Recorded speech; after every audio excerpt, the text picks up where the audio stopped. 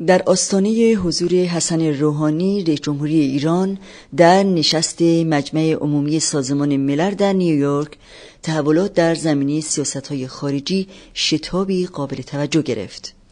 ابتدا حسن روحانی در گفتگو با یک شبکه تلویزیونی آمریکا اعلام کرد که ایران به دنبال سلاح اتمی نیست و اختیار تام دارد تا درباره پرونده هسته‌ای تهران با غرب به توافق برسد. در همین حال آیت الله علی خامنه‌ای رهبر جمهوری اسلامی در سخنانی که بازتاب گسترده‌ای در رسانه‌های داخلی و خارج از ایران داشت، گفت که معتقد به نرمش قهرمانانه در دیپلماسی است. به دنبال این سخنان، سخنگوی دولت ایران روز چهارشنبه اعلام کرده که حسن روحانی در مذاکرات هسته‌ای با قدرت‌های جهانی توصیه آیت الله علی خامنه‌ای مبنی بر نرمش قهرمانانه را به طور قوی لحاظ می‌کند. حسن روحانی همچنین در پیشاپیش حضور در اجلاس مجمع عمومی سازمان ملل متحد در مقاله‌ای در واشنگتن پست با اشاره به استقبال مردم ایران از رویکردهای او نسبت به مسائل داخلی و بین‌المللی قول می‌دهد وعده‌هایی را که به ایرانیان داده است و تعامل سازنده با جهان از آن جمله است عملی کند. از سوی دیگر محمد جواد ظریف وزیر امور خارجه لیست بلند بالایی برای دیدار با نمایندگان دیپلماتیک غربی در پیش روی دارد که تا به حال دیدار با وزیر خارجه بریتانیا و کاترین اشتون مسئول سیاست خارجی اتحادیه اروپا انجام شده است.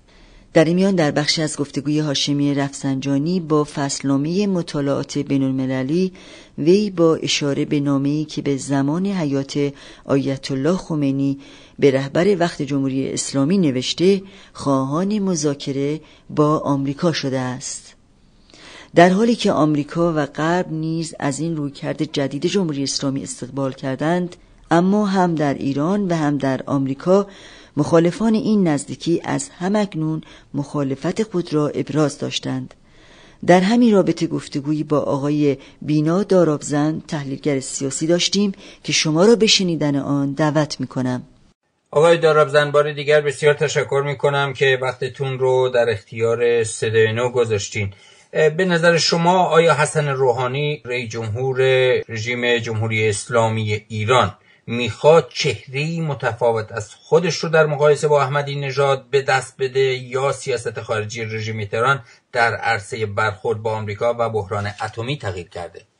اینطور که به نظر میرسه دور تحریم‌های جدیدی که اعمال شده به خصوص در مورد صنایع نفتی و بانکداری باعث شده که اصولاً روش جمهوری اسلامی در برخورد با نظام بین‌المللی تغییر بکنه. این رو در حقیقت در توافق کلیه جناح‌های اساسی حاکمیت می‌بینیم که همه با روش جدید آقای روحانی موافق هستند و کم و بیش، حالا یک مقدار کمتر و یک مقدار بیشتر، در مورد نفس این روش گله و شکایتی ندارند، ولی در مورد اینکه تا چه حد و به چه سرعتی این نزدیکی و ادغام در سرمایه جهانی صورت بگیره با هم دارای اختلاف هستند.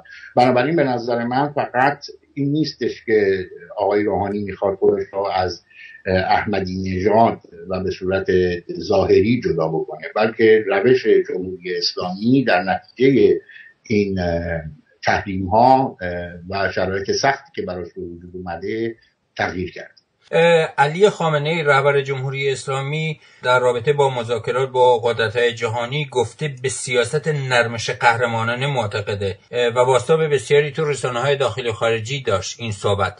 نظر شما در این مورد چیه؟ شما اینو چگونه تفسیر میکنید در رابطه به ویژه با این صحبتی که کردیم؟ خب، با در نظر گرفتن صحبت‌های 8 سال گذشته خامنه‌ای مسلماً صحبت کردن از نرمش قهرمانانه، به خصوص زمانی که سیاست خارجی دولت روحانی اعلام میشه، یک قدم در راه تلطیف اون مواضع خشن قبلیشه. البته اینکه از یه همچین واژه‌ای استفاده میکنه در خود هیئت حاکمه هم الان اعتراضاتی هست که یه دوگانگی در این هست و میشه برداشت‌های متفاوتی ازش بشه. مثلا دیروز رجا نیوز در یک مقاله‌ای در یادداشتی به قلم حمید رسایی خیلی سیاستمدارانه انتقاد میکنه به یه همچین واژه‌ای. اما باید در نظر داشت که استفاده از چنین واژه‌ای لزوما به معنی تایید تمامی اقدامات روحانی نیست. البته انتقادات زیادی شده که به تعبیرهای اشتباه و به اصطلاح تفسیرهای غلط از این واژه، اما به هر حال نهایتاً اینطور شد که در ملاقاتی که دیروز آقای روحانی با خامنه‌ای داشته، خامنه‌ای از برخورد منفی حذر کرده و برای او آرزوی موفقیت کرده در اقداماتی که در سازمان ملل انجام داد. قبلا عنوان میشد به ویژه در هنگامی که انتخابات داشت، تبلیغات انتخاباتی ریاست جمهوری در ایران در جریان بود، میگفتن که تعیین سیاست‌های خارجی و سیاست‌های کلی و عمده رژیم دست خامنه‌ای هست، رهبر جمهوری اسلامی. اما حسن روحانی در مصاحبه با کانال NBC گفته که در پرونده هسته‌ای اختیار تام داره. آیا شما این رو یه تحول در این سیاست‌ها می‌بینید و کلاً در اختیارات خامنه‌ای، یا دست واقعاً حسن روحانی رو برای این کار باز گذاشته؟ اصولاً چنین تعبیری که همه چی در دست خامنه‌ایه و او قدرت مطلقه، من در چند سالی است که اصولاً با یک چنین دیدگاه ساده انگارانه این مخالفت کردم. همونطور که میدونید در سال 2007 خود خامنه‌ای از طریق ولایتی سعی کرد که در مورد هسته‌ای و حتی در برخورد با اسرائیل با غرب کنار بیاد، اما جناح اون موقع متحد نظامی امنیتی از به اصطلاح به نتیجه رسیدن این ابتکار جلوگیری کرد. بنابراین اینطوری نیست که خامنه‌ای قدرت مطلق داشته و حالا قدرت مطلق به دست روحانی افتاده. خیر، هنوز هم جناح‌های مختلف تعیین می‌کنن که به اصطلاح به چه طرف باید کشیده بشه سیاست خارجی. نه قدرت مطلق در دست خامنه‌ایه و نه قدرت مطلق در دست روحانیه، بلکه الان اگر روحانی محکم از این صحبت میکنه که من تمام اختیارات رو برای به نتیجه رسوندن عادی سازی روابط در سطح بین‌المللی دارم، به این علت هستش که کم و بیش تمامی جناح‌های حاکمیت ایران به این نتیجه رسیدن که برای بقای خودشون، برای ادامه چپاول منابع ایران، حالا چه منابع تولیدی یا منابع ملی ایران، نیاز دارن که با غرب سازش کنن. و اما حسن روحانی گفته که جمهوری اسلامی هیچ وقت به دنبال دستیابی به سلاح اتمی نیست. در همین حال خبرگزاری حکومتی مر گزارش شده، نقل قول کرده از وزیر نیروی دولت حسن روحانی که یک نیروگاه جدید اتمی با ظرفیت 360 مگاوات در دست بررسی هستش ساخت این. آیا به نظر شما جمهوری اسلامی تا چه حدی از برنامه اتمی خودش واقعا عقب نشینی خواهد کرد؟ ببینید، در تمام طول این مدت ایران از طریق خامنه‌ای یا کسان دیگه مطرح کرده که هیچ وقت مسئله ساخت بمب اتمی رو در نظر نداشته. همواره این بوده که تکنولوژی اون رو به دست بیاره و ما الان می‌بینیم که تقریبا دیگه این تکنولوژی به نهایت خودش رسیده. سانتریفیوژهای که در نصب نصبه غنیسازی رو تا 20% بالا بردن و میتونن بیشتر از این رو هم انجام بدن و در حقیقت به آنچه که اعلام شده بود که اهداف اینا هست رسیدن. شخصا هم معتقد نیستم که اصولا اینها خواستار ساخت بمب اتم بودند که به اصطلاح الان لفظاً دارن میگن که مثلا ما نمیخوایم بسازیم و بعدم برن ولی کارشون رو ادامه بدن با ساخت نیروگاه جدید. مثلا اینکه ساخت نیروگاه جدید، خب باز هم برای انرژی خودتون بهتر میدونید که ایران از لحاظ منابع آب برای تولید برق به هر حال دارای مشکلاتی هست. البته راههای مختلفی بهشون میگن و پیشنهاد میکنن، ولی اونها در عین اینکه سیاست به اصطلاح انرژی هسته‌ایشون برای دستیابی به این تکنولوژی رو جلو میبرن، ولی خب مسلما این رو هم میخواهن به دنیا نشون بدن که در عین حال هر زمان که اراده بکنند میتوانند بمب هسته‌ای رو تولید بکنن و به نظر من اینها از لحاظ برنامه هسته‌ای به آخرش و به هدف خودشون رسیدند. برای همین هم هستش که آماده به اصطلاح صحبت در جزئیات هسته‌ای و دادن تضمین‌های مورد درخواست غرب هستند. آقای گری سیک، تحلیلگر مسائل ایران و خاورمیانه و همچنین استاد دانشگاه کلمبیا در آمریکا، گفته که در زمان خاتمی آمریکا نتونست از چراغ سبزها و حرکت‌ها و گفته‌های متمایل به غرب خاتمی استفاده کنه. وی اضافه کرده امیدواره که این بار آمریکا از جهتگیری حسن روحانی استقبال بکنه و ما دیدیم که اوباما به حسن روحانی نامه نوشت و نامه‌نگاری‌هایی بین اینها صورت گرفته. شما چگونه این مسئله رو میبینی؟ آیا فکر میکنید آمریکا از همکنون آغوش باز کرده بر روی جمهوری اسلامی حسن روحانی و دورخیز برداشته برای استقبال از این روابط؟ به نظر من همینطوره. یعنی این آغوش باز کردن دو طرفه است. در یکی دو روز گذشته که من به اصطلاح در توییتر و فیسبوک دارم نظرات سیاستگزارای آمریکا رو میبینم و همینطور توییت هایی که از طرف شخصیت های ایرانی از جمله خود روحانی زده شده، همه رو به این نتیجه رسونده که بالاخره در نیویورک این بار قدم‌های جدی برداشته خواهد شد برای عادی کردن روابط. این رو به اصطلاح همه میدونن. همون وحشت کیهان و نیروهای اطلاعاتی و غیره هم که مشغول خرابکاری هستند در این مورد، دقیقاً به خاطر این هستش که این بار قدم‌ها جدی است. البته دوران خاتمی هم قدم‌ها از دو طرف جدی بود، ولی اون زمان یک ترس از اصلاحات در خامنه‌ای بود که متوسل شد به نیروهای مسلح و در حقیقت این جناح نظامی امنیتی که بالاخره با احمدی نژاد به قدرت رسید، در همون زمان به دعوت خود خامنه‌ای مشغول شکل‌گیری بود و اونها در حقیقت کسانی بودند که این اقدامات رو به بنبست کشاندن و به نظر من اگر تقصیری هم بخواد به گردن کسی انداخته بشه، فکر نمی کنم فقط و فقط به گردن کلینتون و آلبرایت بوده. اما الان دیگه این رو نداریم. یعنی الان دیگه جناح امنیتی نظامی دیگه یک پارچه نیست مثل دوران احمدی نژاد. حداقل در انتخابات گذشته ما سه جناح مختلف از اینها، سه گروه بندی مختلف از اینها رو دیدیم.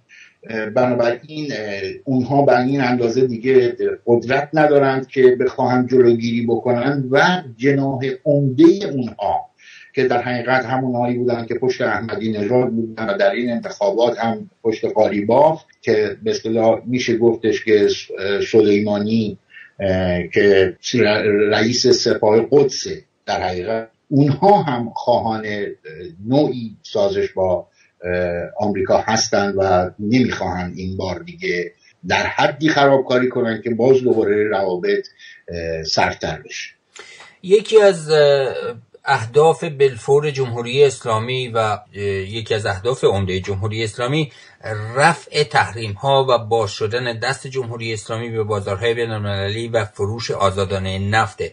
به نظر شما تبعات گشایش رابط دیپلماتیک غرب و ایران برای جمهوری اسلامی و همچنین برای مردم ایران چه خواهد بود؟ والا مردم ایران رو که نمیشه به طور کلی در موردشون صحبت کرد. در حقیقت باید اینجا دید طبقاتی که همیشه من پایبند اون بودم به من این رو میرسونه که طبقه کارگر ایران قبل از تحریم، یعنی جدی شدن تحریم ها، در نکبت داشت زندگی میکرد و به نظر من این توافق هیچ تأثیری در زندگی اونها نخواهد گذاشت. تنها تغییری که باز شدن منابع به جمهوری اسلامی تأثیر خواهد گذاشت در حقیقت این است که سرمایه ایران را از این بحرانی که درش هست ممکنه نجات بده و دست و بال محدود شده سرمایه ایران رو بازتر کنه. در مورد طبقه کارگر من فکر میکنم تأثیری داشته باشه. در رابطه با مسائل داخلی میدونین که در هفته گذشته جمهوری اسلامی ایران بدون هیچ توضیحی چند تن از زندانیان سیاسی از جمله نسرین ستوده، عیسی سحرخیز، فیض الله عرب سرخی معاون سابق وزارت بازرگانی و همچنین مهسا امرآبادی رو آزاد کرد. به نظر شما آزادسازی این زندانیان کارکرد داخلی داره یا برای جلب توجه مسائل خارجی هست؟ به نظر من آزاد کرد. اولا اینهایی که شما همه اسم میبرید از دیدگاه من همشون به اصطلاح بی‌آزارترین زندانیان سیاسی بودند نسبت به حکومت که آزاد شدن. تعداد زیادی از اونها شدن تا 2-3 ماه دیگه خودشون آزاد میشدن برای که پایان محکومیت داشتن.